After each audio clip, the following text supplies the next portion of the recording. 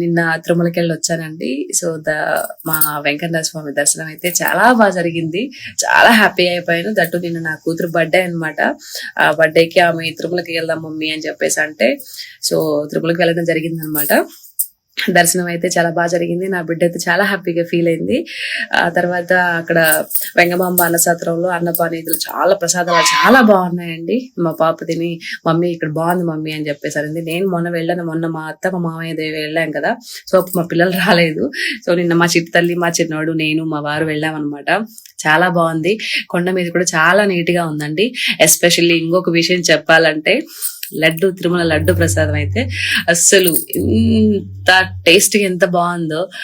నేను గతం 5 ఏళ్లలో ఉన్నప్పుడు ఒకసారి వెళ్ళాను.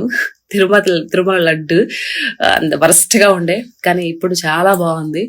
అప్పుడు దాంట్లో ఏం చేశారు ఏంటి అనేది ఆ విషయం పక్కన పెడతారు. జగమెరిగిన సత్యం అందరికీ తెలుసు. సో మన ఎస్పెషల్లీ ఇప్పుడు చెప్పనవసరం లేదు. సో ఇప్పుడైతే తిరుమల లడ్డు అయితే చాలా బాగుందండి. శ్రీవారి లడ్డు సూపర్ అంటే సూపర్ అసలు. ఇంకొక విషయం ఏంటంటే, మన టిటి చైర్మన్ బిఆర్ నాయుడు గారు మంచి మనసుతో ఎక్కడైతే అలిపిరి మెట్ల నుంచి వెళ్లే భక్తులకి వాళ్ళకి ఏదైనా హృదయ సంబంధిత జబ్బులు ఏదైనా టక్కన వచ్చిందంటే అప్పటికప్పటికి ఉపశమనం కోసం అక్కడ ఫస్ట్ ఎయిడ్ సెంటర్స్ కూడా ఏర్పాటు చేస్తున్నారంటండి. సో చాలా హ్యాపీగా ఉంది నాకు. సో ఇలాంటి మంచి పనులు బిఆర్ నాయుడు సార్ మీరు మరెన్నో చేయాలని మనస్ఫూర్తిగా కోరుకుంటున్నాను.